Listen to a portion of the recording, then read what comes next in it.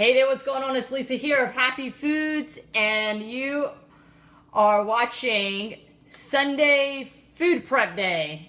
Friday's going to be my grocery haul day, and then Sunday is going to be the day where I show you the stuff that I bought and how I kind of prep it up for the week. So I like to do it that way. That way I get my shopping done on Friday when the kids are still in school and it's nice and quiet and I can think and buy. And then I have the weekend to kind of prep up stuff so that way everything's ready to go for Monday. And I really love food prepping. I don't go crazy with a bunch of meal prepping for the week. Number one, I just not sure sometimes. I do meal plan, but usually just for the day or the next day, just maybe like up to 2 days ahead of time. And that's how I usually do it. I just go with whatever's in the house, and I like to just kind of stay 1 day ahead of the game. But as far as making meals, to eat throughout the week, I like a lot of variety, so you probably won't see too much of that kind of meal prep. But this kind of prep, I really like to do because it saves a lot of time. It really helps me and my family eat healthy because everything's just ready to go and it's convenient. And it makes it so that I know exactly what I have in my fridge at all times and nothing goes to waste. You'll find that you will just use the stuff up better, and the stuff will keep longer too. I'm going to show you how I prepped up the stuff that I got for this week, some of it, and I'm going to tell you exactly how long it lasts. It just lasts so much longer. So let's get into this video, and then I got a bonus clip at the end, so stay tuned to the end. You're going to see something really cool. So let me just start. I got celery and carrots, right, and cucumber. So what I like to do with those is I go ahead and I wash everything, I cut them in little matchsticks, and I put them in water. You want to store them in water because it's going to get them nice and crisp. Okay, I think I showed some carrots. I just cut them in little, pieces, and it keeps them nice and crisp, and they last for a very long time. I find that if you keep your carrots, for instance, and you open the bag, they start to get very flimsy, and I don't know, the quality starts to go a lot quicker. But this will keep for like a week if it lasts that long. And then it's ready to go. So if I want to add some carrots to a soup or stew or celery or anything like that, I don't have to mess with, peeling or just pulling it out of the bags or whatever. It's just really easy. And I use this for the girls' lunches. I'll pack carrot and celery sticks. Here's the cucumber, the same thing. I store it in water. And I tend to cut things in a little bigger pieces. I find that they hold better. And then I can always cut them smaller if you have small kids or you want them smaller. But I do the same thing. I just take the cucumber, cut them up, store them in some water, and keep it in the fridge. And makes for very easy snacking when the kids say they're hungry. Or for me, if I feel like I want something to go, if I find that I'm munching and I'm looking for something to eat, I'll go for this. I'll put some hummus on it or some peanut butter or whatever I have on hand, or just eat them as is. Next to, and so let me just share this. When I'm doing my celery, you always have those little inside pieces with the leaves and things that don't look so hot, and your kids probably aren't going to want to eat, and you probably don't eat either.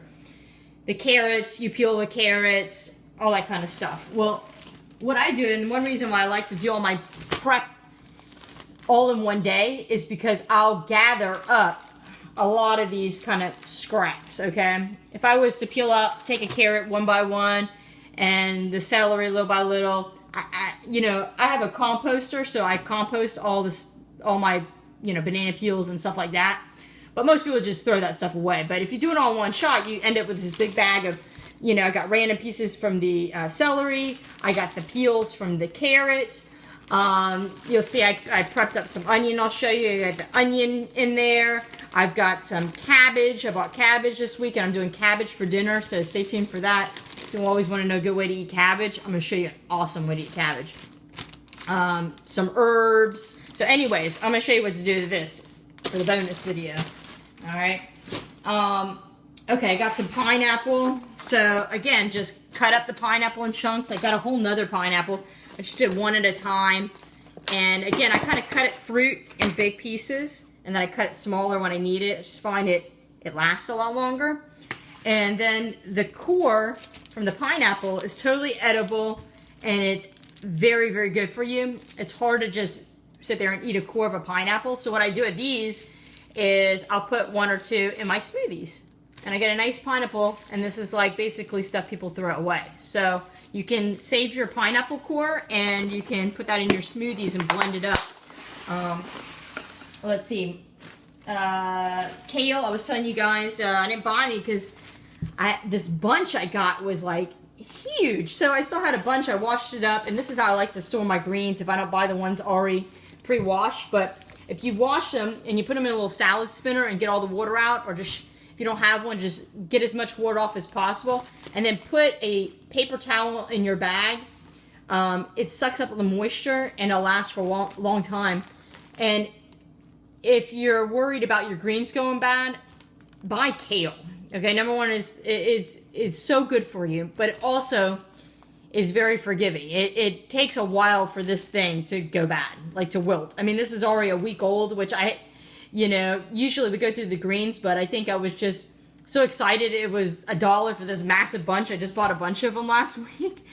And anyways, it keeps for a while. So this is a good green to have. And the cabbage, I left the whole cabbage in the fridge. Cabbage I'll keep for a long time too. Here tonight we're gonna have some with dinner. And I just went ahead and shaved this. And a lot of times I'll go ahead and take some of the cabbage and I'll shred it up and put it in a little Tupperware, and that way it's ready to go, and I'll add this to my salads, or I'll add it to some sauteed vegetables. So cabbage is so cheap and it's so good for you, and it keeps for a really long time, and people are always wondering what to do with it besides like coleslaw. But where's my mandolin? Oh, this is a mandolin.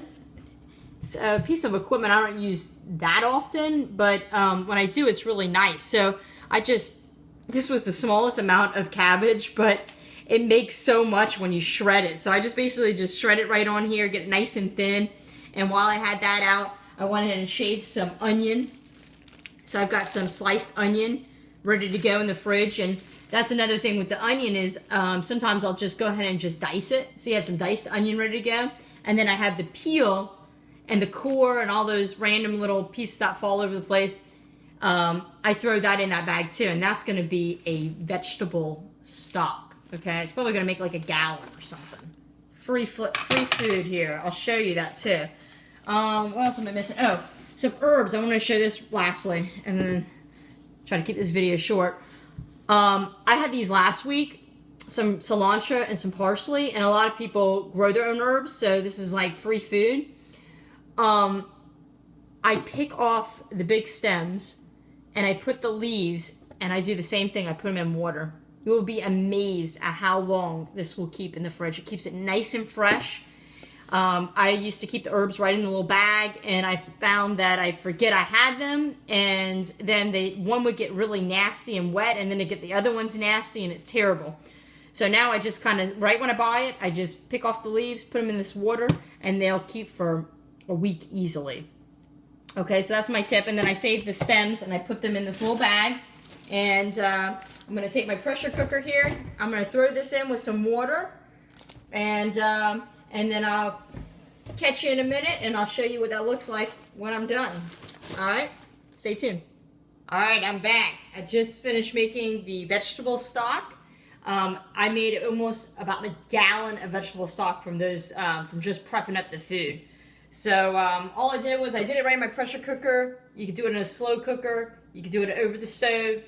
Basically just took all the scraps from the vegetables, herbs, and just put it in a pot and covered it with water and added a little bit of salt and pepper, and that's it. Just let it cook for I did about 15 minutes in the pressure cooker, but it really won't hurt it if you kind of cook it a little longer on the stove, maybe 30 minutes, 45 minutes. You just want to kind of let it come up to a boil, then put it on a simmer, and then just let it sit there for about 15, 20 minutes just to let the flavors come out.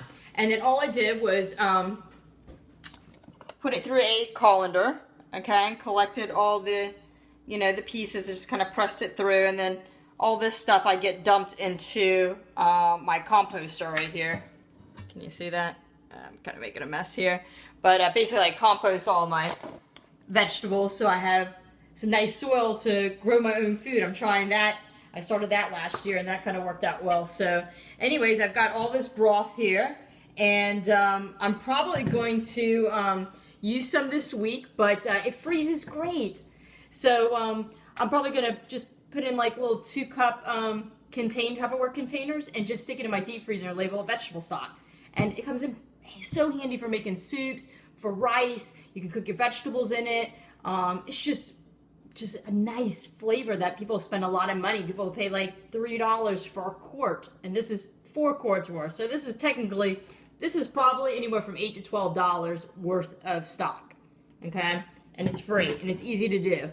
Also, just wanted to show you real quick. Last night we went to a party, and there was a Low Country boil, and which is shrimp and sausage, corn, potatoes, all kind of cooked together. It's a real southern thing. I'm here in Charleston, South Carolina, and the fish were just right off the pier. Anyways, they let us take home a little goodie bag with some stuff. So I had some shrimp that I brought home, and so I'm gonna have a little bit with tonight's dinner and some for tomorrow. And I just wanted to share this too. See, I don't let anything go to waste. These are all the shells, and these are actually from cooked shrimp. And I had a little baggie I put in the freezer. I had bought like the tiniest amount of shrimp, and I froze the shells. So I'm gonna add that to this. And so right now I am going to make another batch in my pressure cooker of some shrimp stock. You know, and I'll use that, I think for tomorrow, maybe make like a little jambalaya or something. I don't know.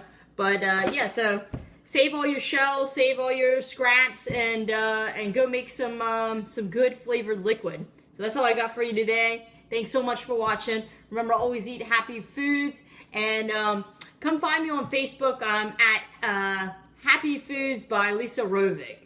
I'm trying to get better at this organizing and this internet stuff, but I'd love to have you over there. I try to post some pictures and share the videos too, so if you're more of a Facebook person, you can find it over there as well. So thanks for watching, and I will catch you real soon. Ciao.